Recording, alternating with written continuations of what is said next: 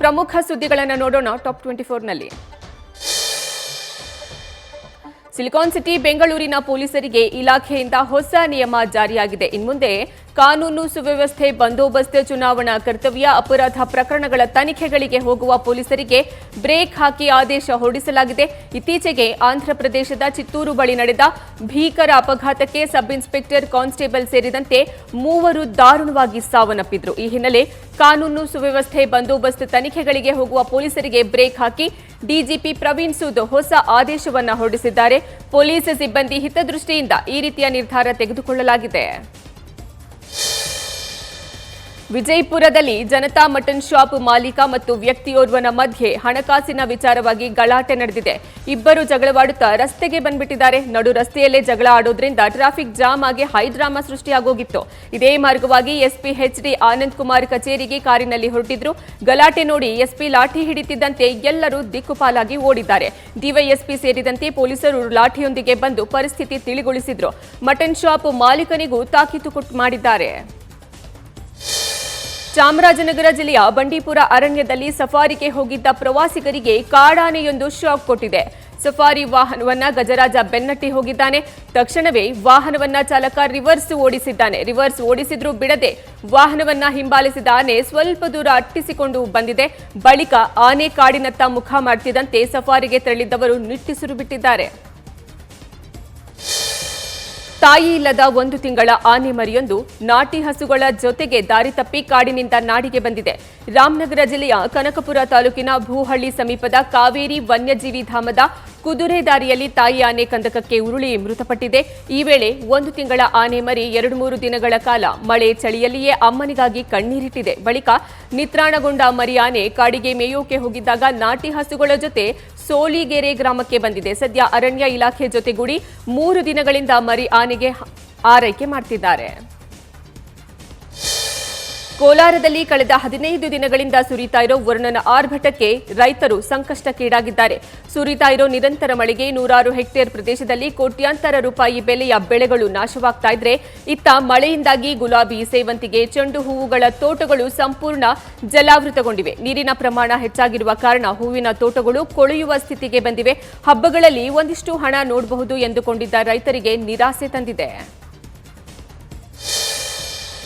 ಆಟೋಗೆ ಖಾಸಗಿ ಬಸ್ ಡಿಕ್ಕಿಯಾಗಿ ಅಪಘಾತದಿಂದ ಇಬ್ಬರು ಸ್ಥಳದಲ್ಲೇ ಸಾವನ್ನಪ್ಪಿದ್ದು, ಓರ್ವನಿಗೆ ಗಂಭೀರವಾಗಿ ಗಾಯಗೊಂಡಿರುವ ಘಟನೆ ಕೋಲಾರ ಜಿಲ್ಲೆಯ ಮಾಲೂರು ತಾಲೂಕು ಬೈರಸಂದ್ರ ಗ್ರಾಮದ ಬಳಿ ನಡೆದಿದೆ. ಸಿದ್ದನಹಳ್ಳಿ ಗ್ರಾಮದ ಭರತ್ ಹಾಗೂ ಜೈಶಂಕರ್ ಮೃತ ದುರ್ದೈವಿಗಳಾಗಿದ್ದಾರೆ. ಆಟೋಗೆ ಡಿಕ್ಕಿ ಹೊಡೆದು ಖಾಸಗಿ ಬಸ್ ಹಾಗೂ ಚಾಲಕ ಪೊಲೀಸರ ವಶಕ್ಕೆ ಪಡೆದು ಮಾಲೂರು ಪೊಲೀಸ್ ಠಾಣೆಯಲ್ಲಿ ಪ್ರಕರಣವನ್ನು ದಾಖಲು ಮಾಡಿಕೊಳ್ಳಲಾಗಿದೆ.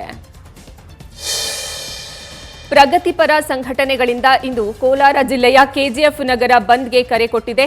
ಪಾರ್ಕ್ನಲ್ಲಿರುವ ಅಂಬೇಡ್ಕರ್ ಪ್ರತಿಮೆ ಹಾಗೂ ಮಾಜಿ ಶಾಸಕ ಸಿಎಂ ಆರ್ಮುಗಂ ಸಮಾಧಿ ಪ್ರತಿಮೆ ಉಳಿಸುವಂತೆ ಆಗ್ರಹಿಸಿ ಬಂದ್ಗೆ ಕರೆ ಕೊಡಲಾಗಿದೆ. ಇತ್ತೀಚೆಗೆ ಅಂಬೇಡ್ಕರ್ ಪಾರ್ಕ್ನಲ್ಲಿ ನಿರ್ಮಾಣವಾಗಿರುವ ಭವನ ಹಾಗೂ ಪ್ರತಿಮೆಗಳನ್ನು ತೆರವು ಮಾಡುವಂತೆ ಹೈಕೋರ್ಟ್ ಆದೇಶವನ್ನು ಕೊಟ್ಟಿತ್ತು. ಈ ಹಿನ್ನೆಲೆ ಅಕ್ರಮ ಕಟ್ಟಡ ತೆರವುಗೊಳಿಸದಂತೆ ಬಂದ್ಗೆ ಕರೆಯನ್ನ ಕೊಡಲಾಗಿದೆ.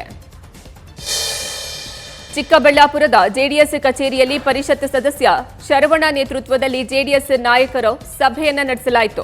ಸಭೆಯಲ್ಲಿ ಜೆಡಿಎಸ್ ಜಲಧಾರೆ ಯಶಸ್ವಿಯಾದ ಬಳಿಕ ಇದೇ ತಿಂಗಳು ಜೆಡಿಎಸ್ನಿಂದ ಪಂಚರತ್ನ ಯೋಜನೆ ಕಾರ್ಯಕ್ರಮಕ್ಕೆ ಸಿದ್ಧತೆ ನಡೆಸಲಾಗ್ತಾ ಇದೆ.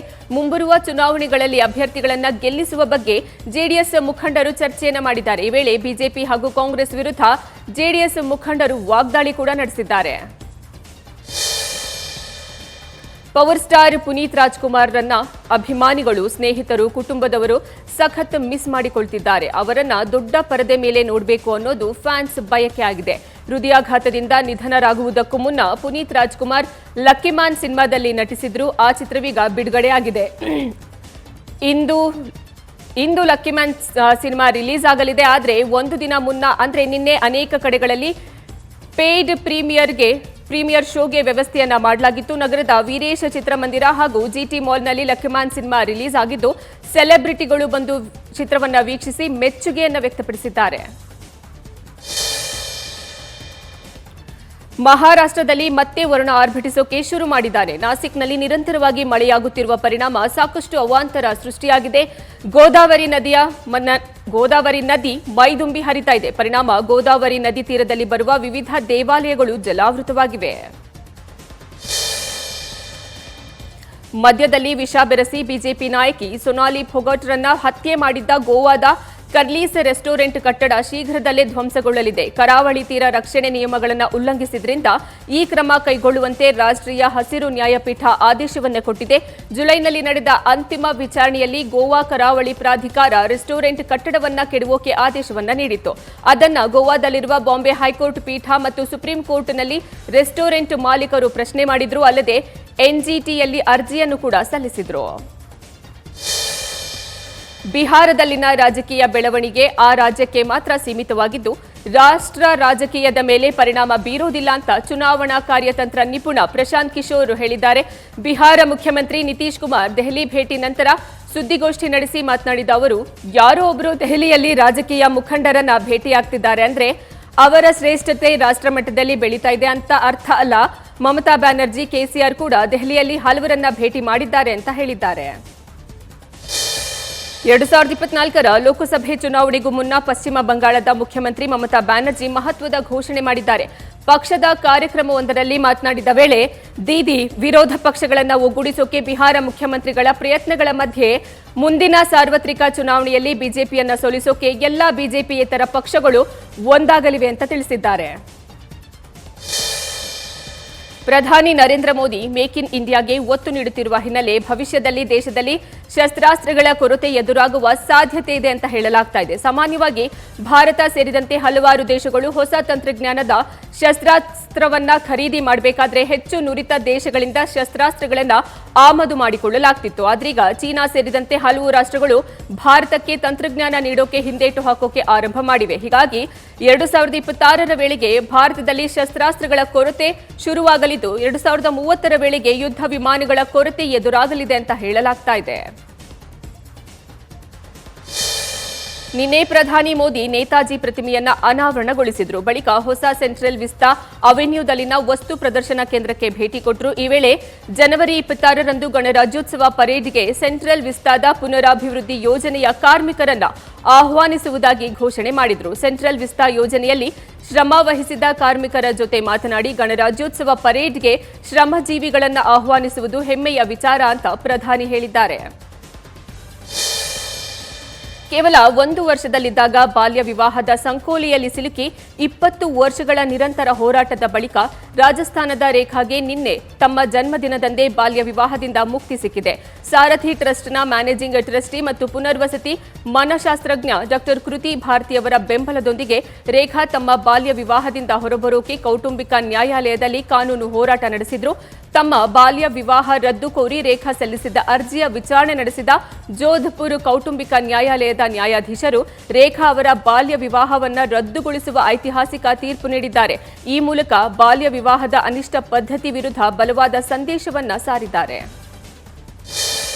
ವಿಶ್ವಸಂಸ್ಥೆ ಬಿಡುಗಡೆ ಮಾಡಿರುವ 2021ರ ಮಾನವ ಅಭಿವೃದ್ಧಿ ಸೂಚ್ಯಂಕದಲ್ಲಿ 191 ರಾಷ್ಟ್ರಗಳ ಪೈಕಿ ಭಾರತ 132ನೇ ಸ್ಥಾನ ಪಡೆದುಕೊಂಡಿದೆ. 2020ರಲ್ಲಿ ಭಾರತ 189 ರಾಷ್ಟ್ರಗಳ ಪೈಕಿ 131ನೇ ಸ್ಥಾನ ಪಡೆದಿತ್ತು. 2020ರ ವರದಿಯಲ್ಲಿ ಭಾರತದ ಮೌಲ್ಯ 0.645 ಇತ್ತು. ಜಾಗತಿಕ ಪ್ರವೃತ್ತಿಗಳಂತೆಯೇ ಭಾರತದ ವಿಷಯದಲ್ಲಿ 2019ರಲ್ಲಿ 0.645 ಇದ್ದ HDI ಮೌಲ್ಯ 2021ರಲ್ಲಿ 0.633 ಅಷ್ಟಾಗಿದ್ದು ಜೀವಿತಾವಧಿ ನಿರೀಕ್ಷೆ 69.7ರಿಂದ 67.2ಕ್ಕೆ ಕುಸಿಯೋಕೆ ಕಾರಣ ಆಗಿದೆ. ಮುಂಬೈನ ತಲೇಜೋ ಎಂಐಡಿಸಿಯಲ್ಲಿರುವ ಕೆಮಿಕಲ್ ಫಾರ್ಮಾ ಕಂಪನಿಯಲ್ಲಿ ಭಾರೀ ಅಗ್ನಿ ಅವಘಡ ಸಂಭವಿಸಿದೆ. ಒಟ್ಟು 6 ಅಗ್ನಿಶಾಮಕ ವಾಹನಗಳು ಸ್ಥಳಕ್ಕೆ ದೌಡಾಯಿಸಿದ್ದು ಬೆಂಕಿಯನ್ನ ನಂದಿಸುವ ಕೆಲಸ ಮಾಡಿವೆ. ಈ ನಡುವೆ ಅಗ್ನಿಶಾಮಕ ದಳದ ಕಾರ್ಯಾಚರಣೆಗೆ ಮಳೆರಾಯ ಕೂಡ ಸಾಥ್ ಕೊಟ್ಟಿದ್ದಾನೆ. ತಲೋಜಾದಲ್ಲಿರುವ ಮೋದಿ ಕೆಮಿಕಲ್ ಫಾರ್ಮಾ ಲಿಮಿಟೆಡ್ನಲ್ಲಿ ನಿನ್ನೆ ಸಂಜೆ ಭಾರೀ ಬೆಂಕಿ ಕಾಣಿಸಿಕೊಂಡಿದೆ. ಈ ಅಗ್ನಿ ಅವಘಡದಿಂದ ಕಂಪನಿಗೆ ಅಪಾರ ನಷ್ಟ ಉಂಟಾಗಿದೆ ಅಂತ ಹೇಳಲಾಗ್ತಾ ಇದೆ. ಹಲವು ವರ್ಷಗಳಿಂದ ನೀರಿನಲ್ಲಿ ಮುಳುಗಿದ್ದ ಬಿಹಾರದ ಚಿರೈಲಾ ಗ್ರಾಮದ ಮಸೀದಿಯೊಂದು ಈಗ ಸಂಪೂರ್ಣವಾಗಿ ಗೋಚರವಾಗಿದೆ. 120 ವರ್ಷಗಳಷ್ಟು ಹಳೆಯದು ಎಂದು ಹೇಳಲಾದ ಈ ಮಸೀದಿಯು ಬಿಹಾರದ ನವಾಡಾ ಜಿಲ್ಲೆಯ ರಜೌಲಿ ಬ್ಲಾಕ್ನ ಪುಲ್ವಾರಿಯಾ ಅಣೆಕಟ್ಟಿನ ದಕ್ಷಿಣ ಭಾಗದಲ್ಲಿ ಪತ್ತೆಯಾಗಿದೆ. ಈ ಮಸೀದಿಯು 3 ದಶಕಗಳ ಕಾಲ ಸಂಪೂರ್ಣ ನೀರಿನಲ್ಲಿ ಮುಳುಗಿತ್ತು. ಆದ್ರೀಗ ಗೋಚರವಾಗಿದ್ದು ಕಿಂಚಿತ್ತೂ ಹಾನಿಯಾಗಿಲ್ಲ ಅನ್ನೋದು ಆಶ್ಚರ್ಯಕ್ಕೆ ಕಾರಣವಾಗಿದೆ. ಅಲ್ಲದೆ ಸ್ಥಳೀಯರಲ್ಲೂ ಕುತೂಹಲವನ್ನ ಮೂಡಿಸಿದೆ. ಬಾಲಿವುಡ್ ನಟಿ ಕಂಗನಾ ರನಾವತ್ ನಾನು ಗಾಂಧಿವಾದಿ ಅಲ್ಲ, ನೇತಾಜಿ ಸುಭಾಷ್ ಚಂದ್ರವಾದಿ ಅಂತ ಹೇಳಿದ್ದಾರೆ. ಪ್ರತಿಯೊಬ್ಬರು ತಮ್ಮ ಅಭಿಪ್ರಾಯವನ್ನ ಹೊಂದಿದ್ದಾರೆ. ನೇತಾಜಿ ಮತ್ತು ಸಾವರ್ಕರ್ ಮಾಡಿದ ಹೋರಾಟವನ್ನ ಮುಚ್ಚಿ ಹಾಕಿದ್ದಾರೆ. ಕೇವಲ ಮುಷ್ಕರ, ದಂಡಿ ಯಾತ್ರೆಯಿಂದ ಸ್ವಾತಂತ್ರ್ಯ ಸಿಕ್ಕಿದೆ ಅಂತ ತೋರಿಸಲಾಗಿದೆ. ಆದರೆ ಇದು ನಿಜ ಅಲ್ಲ. ಅನೇಕರು ತಮ್ಮ ಜೀವ ಕೊಟ್ಟು ರಕ್ತವನ್ನ ಹರಿಸಿ ಹೋರಾಟ ಮಾಡಿದ್ದಾರೆ. ನೇತಾಜಿ ಅಂತಾರಾಷ್ಟ್ರೀಯ ಮಟ್ಟದಲ್ಲಿ ಅಭಿಯಾನವನ್ನ ನಡೆಸಿದ್ರು. ಭಾರತದ ಸ್ಥಿತಿಯ ಬಗ್ಗೆ ವಿಶ್ವದ ಗಮನ ಸೆಳೆದಿದ್ರು. ನಾನು ನೇತಾಜಿವಾದಿ ಅಂತ ಕಂಗನಾ ಹೇಳಿದ್ದಾರೆ. ಅಮೆರಿಕ ಮಾಜಿ ಅಧ್ಯಕ್ಷ ಡೊನಾಲ್ಡ್ ಟ್ರಂಪ್ ಮತ್ತೆ 2024ರ ಅಮೆರಿಕ ಅಧ್ಯಕ್ಷೀಯ ಚುನಾವಣೆಗೆ ಸ್ಪರ್ಧಿಸುವ ಸುಳಿವು ಕೊಟ್ಟಿದ್ದಾರೆ. ಎಲ್ಲರೂ ನಾನು ಮತ್ತೊಮ್ಮೆ ಅಧ್ಯಕ್ಷೀಯ ಚುನಾವಣೆಗೆ ಸ್ಪರ್ಧೆ ಮಾಡಬೇಕು ಅಂತ ಬಯಸ್ತಿದ್ದಾರೆ. ಆದರೆ ಈ ನಿರ್ಧಾರ ಒಂದೆರಡು ಜನರಿಗೆ ಬೇಸರ ತರಬಹುದು ಅಂತ ಟ್ರಂಪ್ ಹೇಳಿಕೊಂಡಿದ್ದಾರೆ. 2020ರ ಅಮೆರಿಕ ಅಧ್ಯಕ್ಷೀಯ ಚುನಾವಣೆಯಲ್ಲಿ ತಮ್ಮ ಡೆಮಾಕ್ರಾಟಿಕ್ ಪಕ್ಷದ ಪ್ರತಿಸ್ಪರ್ಧಿ ಜೋ ಬೈಡನ್ ವಿರುದ್ಧ ತಮ್ಮ ಸೋಲನ್ನ ಒಪ್ಪಿಕೊಳ್ಳದ 76 ವರ್ಷದ ರಿಪಬ್ಲಿಕನ್ ನಾಯಕ ನಾವು ಸೋತಿಲ್ಲ ಅಂತ ಟ್ರಂಪ್ ಹೇಳ್ತಾ ಇದ್ದಾರೆ. ಶ್ವಾನದ ವಿಷಯವಾಗಿ ನಾನು ಅಮಿತಾಬ್ ಬಚ್ಚನ್ ಸಾಕಷ್ಟು ಜಗಳ ಮಾಡಿದ್ದೀವಿ ಅಂತ ನಟಿ ರಶ್ಮಿಕಾ ಮಂದಣ್ಣ ಹೇಳಿಕೊಂಡಿದ್ದಾರೆ. ಗುಡ್ ಬೈ ಸಿನಿಮಾದಲ್ಲಿ ಶ್ವಾನ ಇದೆ. ಸಿನಿಮಾದಲ್ಲಿ ಶ್ವಾನದ ಪಾತ್ರವೂ ಮಹತ್ವದ್ದಾಗಿದೆ. ಮೊದಲೇ ರಶ್ಮಿಕಾ ಮಂದಣ್ಣ ಶ್ವಾನ ಪ್ರೇಮಿ. ಅವರಿಗೆ ಗುಡ್ ಬೈ ಸಿನಿಮಾದಲ್ಲಿ ನಟಿಸಿರುವ ಶ್ವಾನ ಬಹಳ ಇಷ್ಟವಾಗಿ ಶೂಟಿಂಗ್ ಮುಗಿದ ಬಳಿಕ ಆ ಶ್ವಾನವನ್ನ ತಾವು ತೆಗೆದುಕೊಂಡು ಹೋಗೋದಾಗಿ ಹೇಳಿದ್ರಂತೆ. ಆದರೆ ಅಮಿತಾಬ್ ಬಚ್ಚನ್ ಇದಕ್ಕೆ ವಿರೋಧ ವ್ಯಕ್ತಪಡಿಸಿ ಇಲ್ಲ, ಈ ಶ್ವಾನ ನನಗ್ ಬೇಕು ಅಂತ ಹೇಳಿದ್ರಂತೆ. ಹೀಗಾಗಿ ನಾವು ಶೂಟಿಂಗ್ ವೇಳೆ ಜಗಳ ಆಡಿದ್ವಿ. ಕೊನೆಗೆ ಯಾರಿಗೂ ತಿಳಿಯದಂತೆ ನಾನು ಆ ಶ್ವಾನವನ್ನ ಸೆಟ್ನಿಂದ ಕಿಡ್ನಾಪ್ ಮಾಡಿದೆ ಅಂತ ರಶ್ಮಿಕಾ ಮಂದಣ್ಣ ಶೂಟಿಂಗ್ನಲ್ಲಿ ನಡೆದ ಅಮಿತಾಬ್ ಬಚ್ಚನ್ ಜೊತೆಗಿನ ಜಗಳದ ಬಗ್ಗೆ ಹೇಳಿಕೊಂಡಿದ್ದಾರೆ.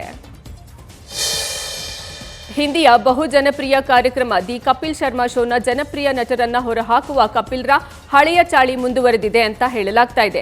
2016ರಿಂದಲೂ ಶೋ ಪ್ರಸಾರವಾಗ್ತಿದ್ದು ಹಲವು ಅದ್ಭುತ ನಟರು ಈ ಶೋನ ಭಾಗಿಯಾಗಿದ್ದಾರೆ.